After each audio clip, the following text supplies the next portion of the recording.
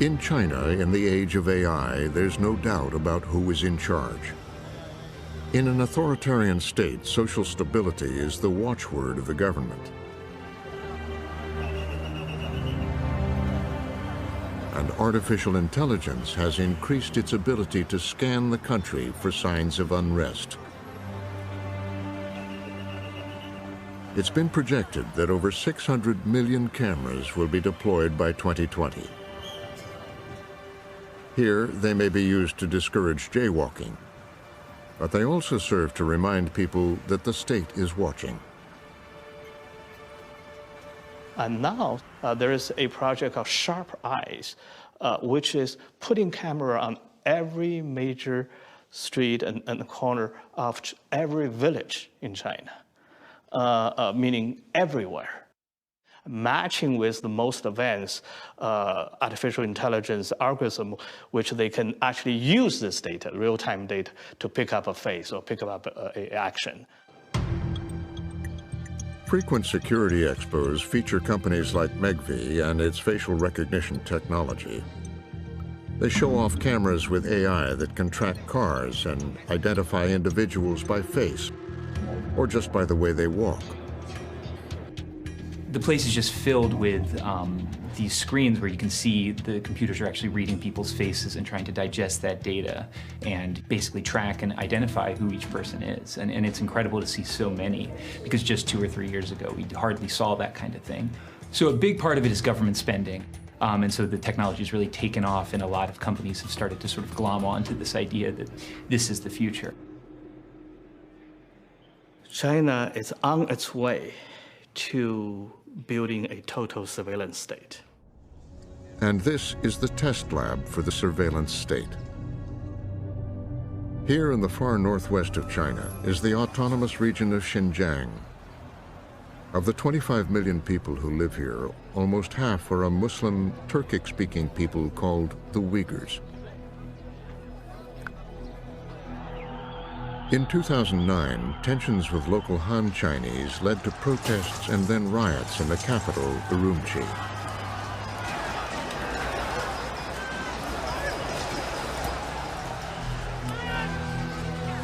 As the conflict has grown, the authorities have brought in more police and deployed extensive surveillance technology. That data feeds an AI system that the government claims can predict individuals prone to terrorism and detect those in need of re-education in scores of recently built camps. It is a campaign that has alarmed human rights groups.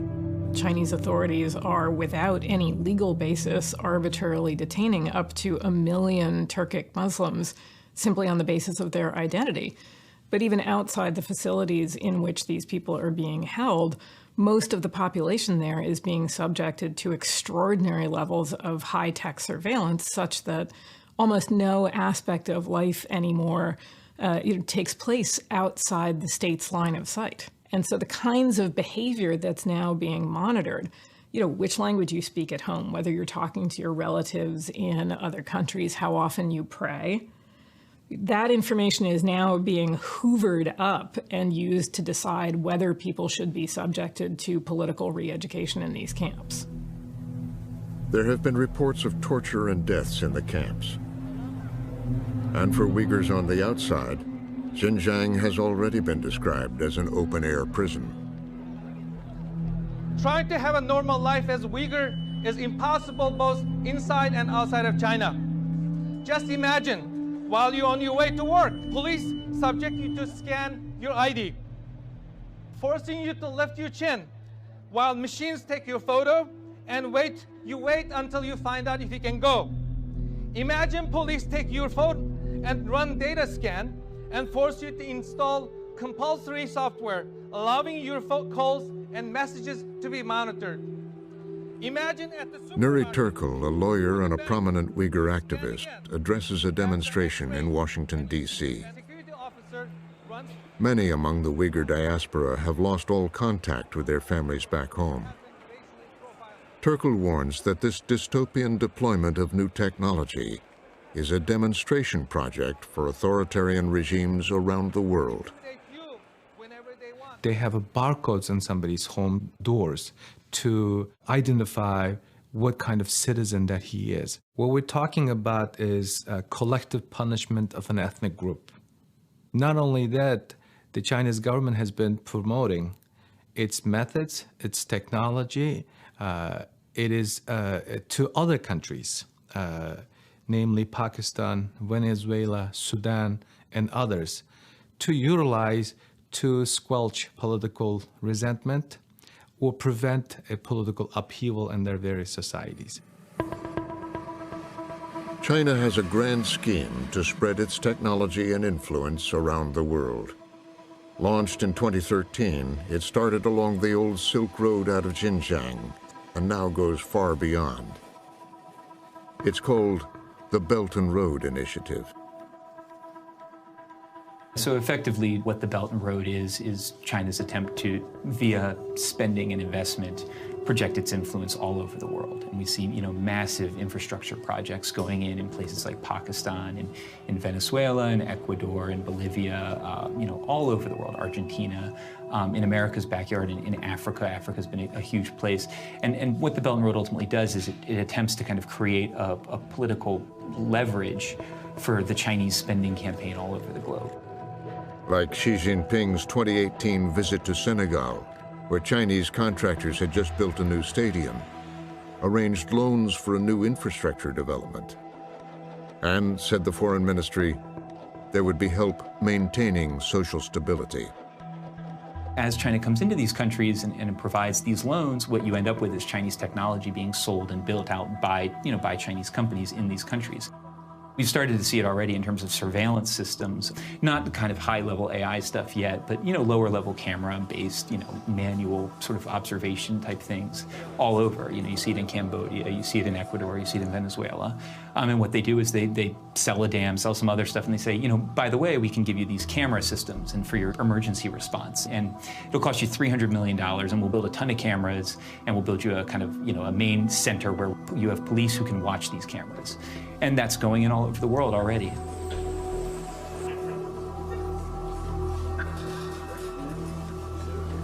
There are 58 countries that are starting to plug in to China's vision of artificial intelligence, which means effectively that China is in the process of raising a bamboo curtain, one that does not need to, one that is sort of all-encompassing, that has shared resources, shared telecommunications systems, shared infrastructure, shared digital systems, even shared mobile phone technologies.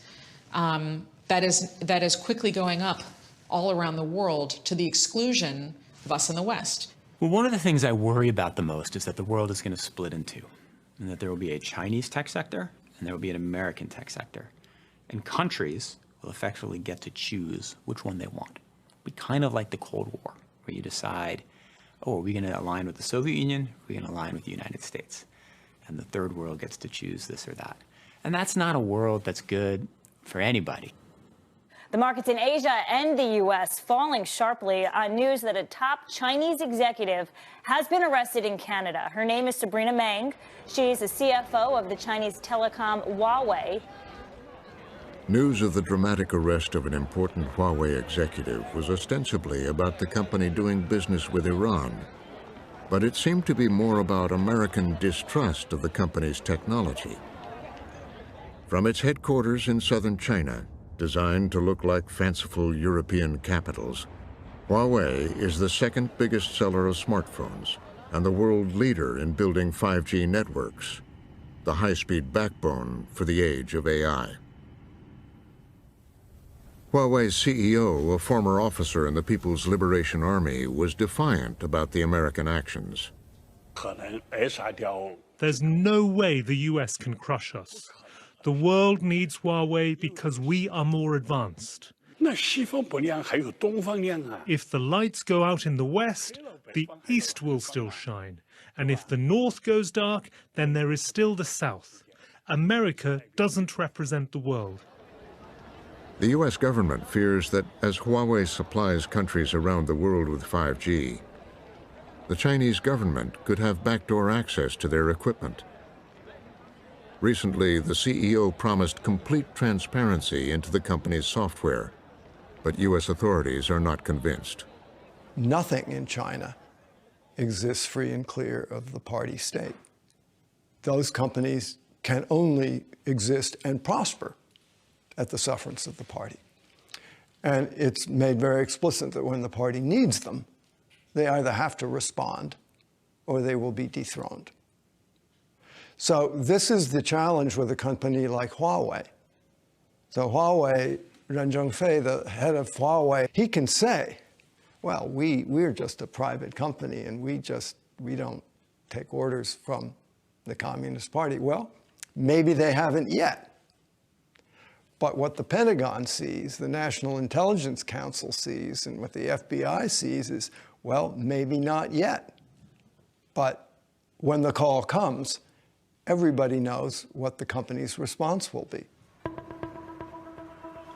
The U.S. Commerce Department has recently blacklisted 8 companies for doing business with government agencies in Xinjiang, claiming they are aiding in the repression of the Muslim minority.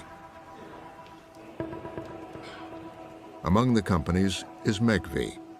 They have strongly objected to the blacklist, saying that it's a misunderstanding of our company and our technology.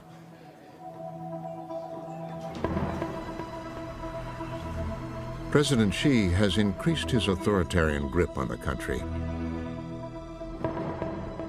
In 2018, he had the Chinese constitution changed so that he could be president for life. If you had asked me 20 years ago what will happen to China, I would have said, well, over time, the Great Firewall will break down. Of course, people will get access to social media, they'll get access to Google. Eventually, it will become a much more democratic place with free expression and lots of Western values. And the last time I checked, that has not happened. In fact, technology has become a tool of control. And as China has gone through this amazing period of growth and wealth and openness in certain ways, there has not been the democratic transformation that I thought. And it may turn out that, in fact, technology is a better tool for authoritarian governments than it is for democratic governments. To dominate the world in AI, President Xi is depending on Chinese tech to lead the way. While companies like Baidu, Alibaba, and Tencent are growing more powerful and competitive, they're also beginning to have difficulty accessing American technology and are racing to develop their own.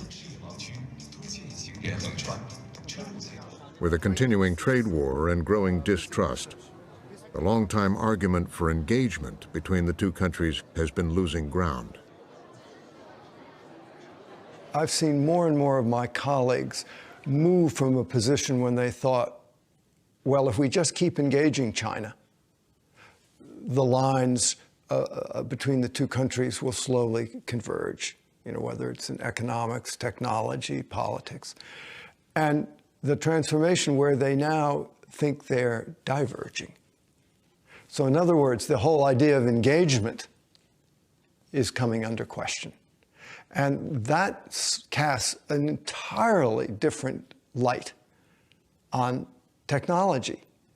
Because if you're diverging and you're heading into a world of antagonism, conflict possibly, then suddenly technology is something that you don't want to share. You want to sequester to protect your own national interests. And I think the tipping point moment we are at now, which is what is casting the whole question of things like artificial intelligence and technological innovation into a completely different framework, is that if in fact China and the US are in some way fundamentally antagonistic to each other, then we're in a completely different world. In the age of AI, a new reality is emerging. That with so much accumulated investment and intellectual power, the world is already dominated by just 2 AI superpowers. That's the premise of a new book written by Kai-Fu Lee. Hi, I'm Kai-Fu. Dr. Lee. Hi. So nice to meet you. Chile, nice to meet you. Yes. Thanks. Look at all these dog ears. I love that. You like that? But I don't like you didn't buy the book. You borrowed it. I couldn't find it. Oh really? Yeah. And you're coming to my talk? Of course. Oh hi. I did my homework, I'm telling you. Oh my goodness, thank you. Laurie, can you get this gentleman a book? In his book and in life, the computer scientist come venture capitalist walks a careful path. Criticism of the Chinese government is avoided, while capitalist success is celebrated. Electrical engineering. Yeah. Okay, thanks. Now, with the rise of the two superpowers, he wants to warn the world of what's coming. Are you the new leaders? If we're not the new leaders, we're pretty close.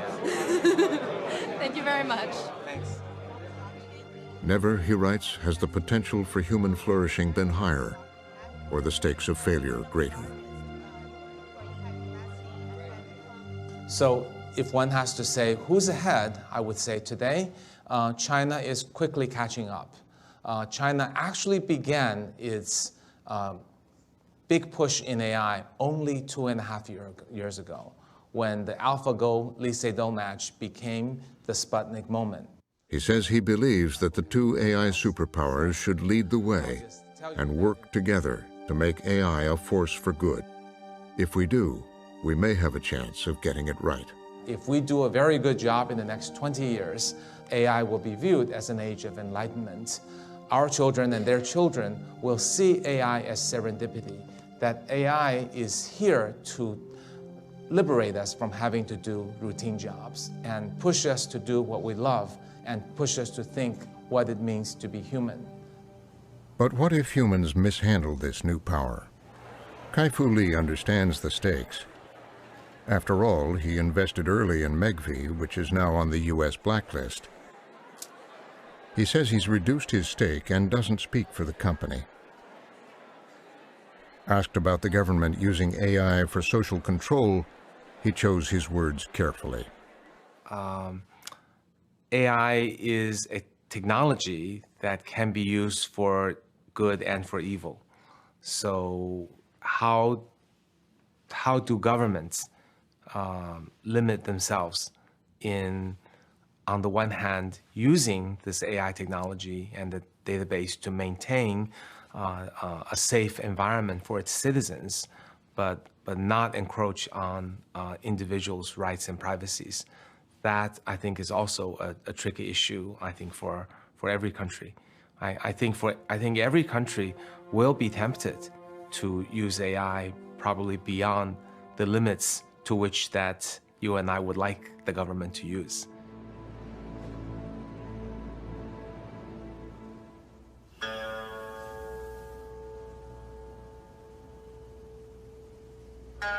Emperor Yao devised the game of Go to teach his son discipline, concentration, and balance. Over 4,000 years later, in the age of AI, those words still resonate with one of its architects. So AI can be used in many ways that are very beneficial for society. But the current use of AI isn't necessarily aligned with the goals of building a better society, unfortunately. But we could change that. In 2016, a game of Go gave us a glimpse of the future of artificial intelligence. Since then, it has become clear that we will need a careful strategy to harness this new and awesome power. I do think that democracy is threatened by the progress of these tools unless we improve our social norms and we increase the collective wisdom at the planet level to deal with that increased power. I'm hoping that my concerns are not founded, but the stakes are so high that I don't think we should take these concerns lightly. I don't think we can play with those possibilities and just race ahead without thinking about the potential outcomes.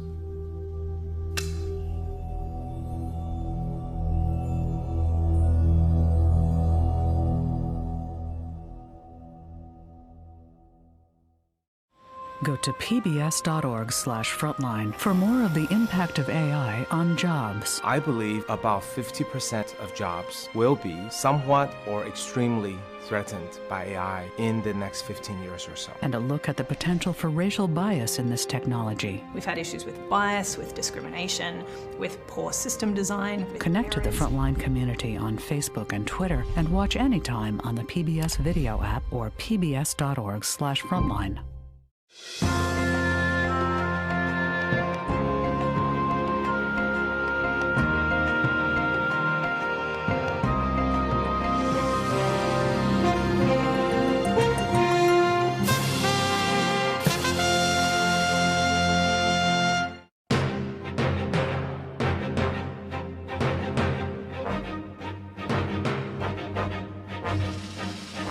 For more on this and other Frontline programs, visit our website at pbs.org/frontline.